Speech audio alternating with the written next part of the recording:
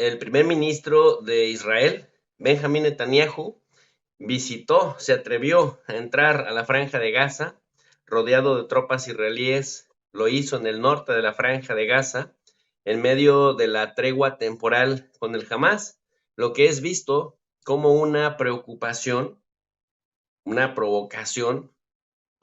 para la comunidad internacional, provocación para el Hamas y las fuerzas de resistencia palestinas, porque prácticamente entró a burlarse como lo hiciera Ariel Sharon en el año 2000 en la mezquita de Al-Aqsa, lo que desatará la segunda intifada. Esto se ve como una provocación porque Netanyahu es el autor intelectual de la masacre y la barbaridad que está teniendo lugar en la Franja de Gaza. Es la primera visita del jefe de gobierno del país hebreo en la Franja de Gaza y bueno, pues prácticamente se graba en el lugar de los hechos con toda la parte de atrás derrumbada. Declara que están haciendo todo lo posible por devolver a los rehenes israelíes y que los liberarán a todos, que todos los objetivos de guerra se cumplirán, dijo en la Franja de Gaza, eliminación de Hamas, garantizar que Gaza no vuelva a convertirse en una amenaza para el Estado de Israel. Seguiremos hasta el final, hasta la victoria, nada nos detendrá, más bien quiere decir nadie nos detendrá, y estamos convencidos de que tenemos el poder, la fuerza, la voluntad y la determinación para lograr todos los objetivos de la guerra y lo haremos, dice el cínico, descarado e impune Benjamín Netanyahu, consciente de que cualquier mínima crítica, que no le acepta ni crítica de mínimos a los hipócritas gobernantes occidentales, que en cuanto se atreven a decir algo, Netanyahu les cae a palos y les da hasta por debajo de la lengua. Así, muy al estilo de los gobernantes de la derecha, se viste de militar, se pone casco, cámara, chaleco antibalas y se rodea de un contingente de seguridad. Y pues claro, rodeado de un contingente de seguridad en una zona blindada, ahí pues sí se pone en el plan muy valiente y empieza a decir, pues vamos a acabar, vamos a aniquilar con el Hamas, vamos a aniquilarlos a todos, dice, y todos los objetivos de guerra se van a cumplir. Durante su visita a la Franja de Gaza, rodeado de cientos de soldados israelíes, muchos de los cuales eran soldados de élite, altamente armados, bastante preocupados, por cierto, Netanyahu visita uno de los túneles que se supone fueron cavados por Hamas, que fue descubierto por los militares israelíes. A grandes rasgos, pues, Bibi Netanyahu hace una artera provocación porque dice, bueno, pues ahora que no hay intercambio de balas, déjame meto a la Franja de Gaza, allí en esa tierra les digo que hasta que no dejen de representar una amenaza, entonces nosotros vamos a seguir bombardeando. Esta payasada se la vimos a Felipe Calderón, expresidente de México, cuando le declaró la guerra al narcotráfico, que decía que se iban a eliminar a todos los narcotraficantes. Esta payasada se la vimos también a Volodymyr Zelensky. Zelensky es comediante abiertamente, vestidos de militar, visitando los territorios de batalla, y vimos que pues Felipe Calderón, ultraderechista mexicano, terminó en ridículo porque para lo único que sirvió, ojo, fue para que incrementaran las muertes de civiles en México, a las que Calderón les llamaba daños colaterales. Zelensky, esto ha servido también para que mueran generaciones enteras de jóvenes en el campo de batalla, en las picaderas de carne, Soledar, por ejemplo, Bakhmut, por ejemplo,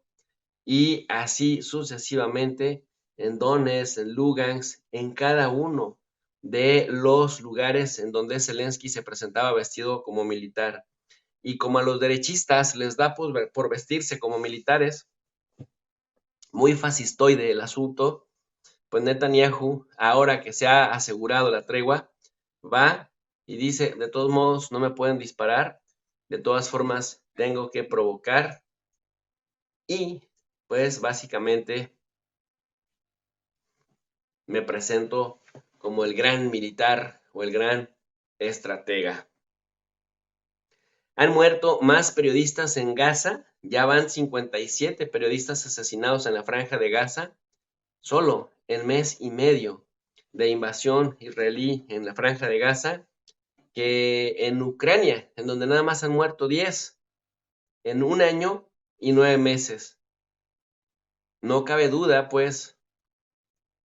no cabe duda que a los anglos y a los amigos de los anglos,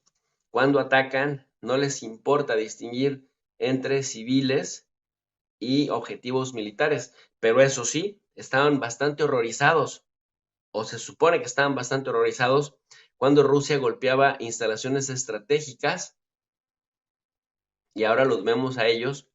muy contentos y muy tranquilos, habiendo asesinado también a más de 105 funcionarios de las Naciones Unidas, esto dicho en palabras del mismo secretario general de Naciones Unidas, la mayoría de ellos de la Agencia de Naciones Unidas para la Ayuda a Refugiados Palestinos. Entonces, nada más ver este show, mientras que para Occidente, Vladimir Putin de Rusia es un gran asesino que tiene que terminar en la Corte Penal Internacional. Netanyahu es un socio e Israel tiene derecho a defenderse, aunque para ello tenga que matar a decenas de periodistas, a centenas de funcionarios de las mismas Naciones Unidas, negarle visa a funcionarios de las Naciones Unidas y atreverse a regañar literalmente, a regañar a los mandatarios de Occidente que hagan la mínima crítica, la mínima crítica. Es decir, a Occidente no se le acepta ni siquiera la mínima crítica porque de inmediato este señor protagonista que intenta subir sus positivos, que intenta subir pues literalmente sus imágenes, sus niveles de aprobación en un momento en donde la sociedad israelí lo rechaza y también buena parte de aquellos que en algún momento determinado dijeron Netanyahu falló en proveernos seguridad, pues Netanyahu literalmente está haciendo circo, maroma y teatro para eso, para aumentar sus positivos. Netanyahu aceptaría una prórroga, dijo, a cambio de la liberación de 10 rehenes. Ojo, el mandatario israelí, que usted ve en pantalla, con todo el lujo de descaro, después de ir a la franja de Gaza y decir, pero vamos a acabar con todos estos, en cuanto nos regresen a los rehenes, porque claro, en el lenguaje de Israel,